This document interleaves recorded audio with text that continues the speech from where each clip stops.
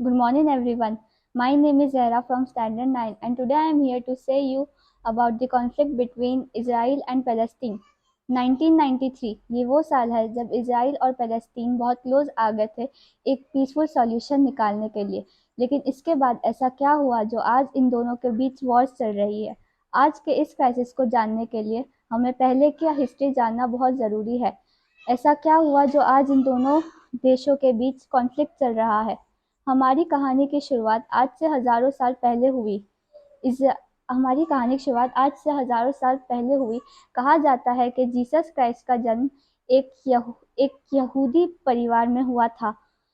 कुछ क्रिश्चियंस का मानना है कि कुछ ज्यूस जीसस क्राइस्ट को क्रूसीफाई करना चाहते थे। उस टाइम बहुत झूठी अफवाहें फैली थी ज्यूस के खिलाफ कि ज्यूस क्रिश्चियंस के बच्चों का खून पी जाते हैं या फिर उसे रिलीजियस रिचुअल्स के लिए यूज करते हैं। इन्हीं सब कारण से ज्यूस के खिलाफ लोगों में बहुत नफरत थी। 1800 के बाद ये नफरत सिर्फ रिलीजियस रीजंस पे नहीं बल्कि इन्हें एक अलग एथनिसिटी से भी देखा जाता था। 1800 के बाद ज्यूस में एक ऐसी फीलिंग आई कि कोई भी कंट्री हमें अपनाने को रेडी नहीं है। अगर हमें इस दुनिया में जिंदा रहना है तो हमें खुद का एक ज्यूइश कंट्री बनानी पड़ेगी। 1896 में एक Austro Hungarian journalist Theodor Herzl ने अपने पैम्पलेट में एक पॉलिटिकल मूवमेंट लॉन्च किया, ज़ायोनिज्म। उसने कहा कि ज्यूस को अपनी खुद की एक सेपरेट कंट्री मिलनी चाहिए। ये आइडिया उस टाइम नया नहीं था क्योंकि 1970 से ही ऐसी कई ऑर्गेनाइजेशंस थी जो खुद को लवर्स ऑफ जायन कहती थी। 1881 में एक लार्ज स्केल माइग्रेशन देखा गया ज्यूस का पैलेस्टीन के एरिया में। ज्यूस ने पैलेस्टीन का एरिया इसलिए चुना क्योंकि वो उनके लिए बहुत धार्मिक था। पैलेस्टीन का जेरूसलम उनके लिए सबसे ज़्यादा होली प्लेस था। पैलेस्टीन उस टाइम पैलेस्टीन में ना कोई गाज़ा था, ना इसराइल और ना वेस्ट बैंक। ये पूरे का पूरा एरिया सिर्फ पैलेस्टीन था जो कि ऑटोमन एम्पायर के अंदर आता था। ऑटोमन एम्पायर 1915 में ब्रिटिश, फ्रेंच और अरब रेवोल्यूशनरीज ऑटोमन एम्पायर के अगेंस्ट लड़ रहे थे। अरब चाहता था कि वो एक यूनाइटेड अरब नेशन बना पाए।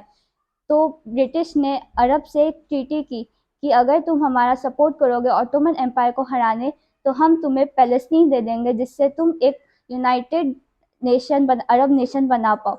दूसरी तरफ उसने ज्यूस से वादा किया कि अगर ऑटोमन एम्पायर हार जाएगा वर्ल्ड वॉर वन में तो हम तुम्हें पैलेस्टीन दे देंगे लेने के लिए। बट असलियत में उसने फ्रेंच से एक सीक्रेट ट्रीटी की थी, ये कह के कि अगर ऑटोमन एम्पायर हार जाएगा तो हम मिडल ईस्ट एरिया को डिवाइड कर देंगे। और जैसे ही ऑटोमन एम्पायर हारा, ब्रिटिश ने और फ्रेंच ने डिवाइड कर लिया और पैलेस्टीन एरिया आ गया ब्रिटिश के कंट्रोल में। 1918 से 1948 तक ब्रिटिश का कंट्रोल रहा पैलेस्टीन पर।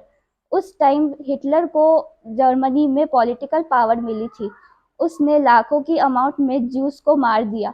जैसे तैसे 1800 ज्यूस अपनी जान बचा के अमेरिका की तरफ गए। अमेरिका में उन्हें रेफ्यूज मिल गया। फिर वो पैलेस्टीन की साइड आए। पहले तो ब्रिटिश गवर्नमेंट ने उन्हें आने दिया लेकिन बाद में रोक दिया। अब पैलेस्टीन और ज्यूस ब्रिटिश गवर्नमेंट से अपनी खुद की कंट्री की मांग करने लगे। ब्रिटिशर्स ने हाथ जोड़ लिया और कहा, बस बहुत हुआ, अब और नहीं होता मुझसे, मैं चला यहाँ से और तुम ज्यूइश लोग अपनी अलग ज्यूइश कंट्री बना लो और तुम पैलेस्टीनियन अपनी अलग पैलेस्टीन कंट्री बना लो। उसने ये जिम्मेदारी यूनाइटेड नेशंस को सौंप दी। यूएन ने यूएन ने पैलेस्टीन का 57% इसराइल को ज्यूइश को दिया और 43% पैलेस्टीन को दिया। इस और कहा कि जेरूसलम क्रिश्चियंस, ज्यूज और मुस्लिम सबके लिए बहुत ही होली प्लेस है, इसलिए ये इंटरनेशनल अथॉरिटी मानी जाएगी। ज्यूज ने ये एक्सेप्ट कर लिया और अपनी कंट्री का नाम इसराइल रखा 1948 में। अब इसराइल ने धीरे धीरे पैलेस्टीन का ऑलमोस्ट एरिया ले लिया और अब पैलेस्टीन के पास सिर्फ 12% एरिया बचा, जिस वजह से पैलेस्टीन से 7 लाख से ज़्यादा लोगों को अपने घर छोड़ के अरब कंट्रीज में रेफ्यूज बनना पड़ा। इन सब रीजन से 1964 में पैलेस्टीन ने एक फाउंडेशन बनाई, पैलेस्टीन लिबरेशन गवर्नमेंट PLO। शुरुआत में इसका एम था हथियार उठा के अपना देश मांगना। ये चाहता था कि इजराइल और यूएसए जैसा कोई देश इस दुनिया में एग्जिस्ट ना करे, इसलिए इजराइल और यूएसए ने इसे एक टेररिस्ट ऑर्गेनाइजेशन डिक्लेयर किया। बट एक इंसान के नज़रिए से देखेंगे तो ये एक टेररिस्ट ऑर्गेनाइजेशन है, और दूसरे इंसान के नज़रिए से देखेंगे तो ये अपना देश की आज़ादी चाहते हैं। 79 में इजिप्ट पहली अरब कंट्री बनी इसराइल को रिकॉग्नाइज करने के। इसराइल एक्चुअली एक कंट्री है जो एग्जिस्ट करती है, इसलिए इनके बीच पीस टॉक्स हुए। इसके बाद इसराइल ने जो पूरा इजिप्टियन पेनिनसुला कैप्चर कर लिया था वो उसे वापस दे दिया।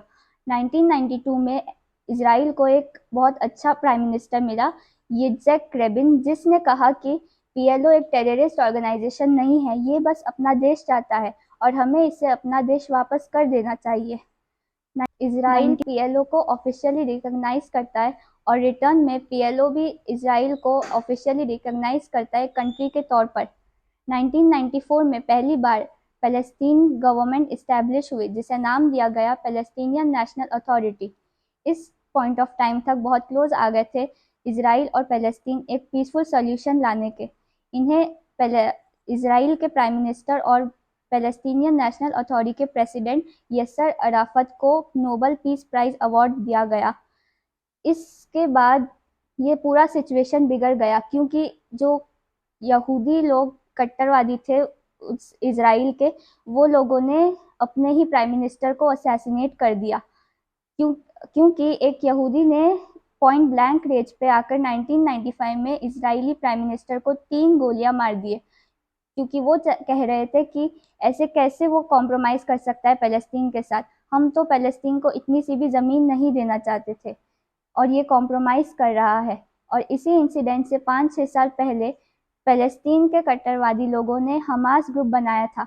हमास ग्रुप कहता था कि ये PLO वाले बहुत ज़्यादा कॉम्प्रोमाइज़ कर रहे हैं इसराइल के साथ, जबकि रियलिटी में हम तो इसराइल को मैप से ही मिटाना चाहते हैं। तो ये पैलेस्टीन के कट्टरवादी लोगों ने हमास ग्रुप बनाई जो इसराइल को मिटा दे। हमास ग्रुप ने इसराइल में 2 सुसाइड बॉम्ब्स करवाए। इसके बाद मामला और बिगड़ गया। दोनों के बीच नफरत तो पहले से ही थी, अब 1995 के बाद और बढ़ गई। इसराइल ने अपने परमानेंट सेटलमेंट्स के पास दीवारें बना दी और सिक्योरिटी गार्ड्स लगवा दिए। वेस्ट बैंक के इसराइलियों के थ्रू वहाँ पर चेक पॉइंट्स लगवा दिए, जिससे पैलेस्टीन का वहाँ रहना और मुश्किल हो गया। और इसीलिए पैलेस्टीन और इसराइल के बीच आज भी झगड़े चल रहे हैं। Thank you.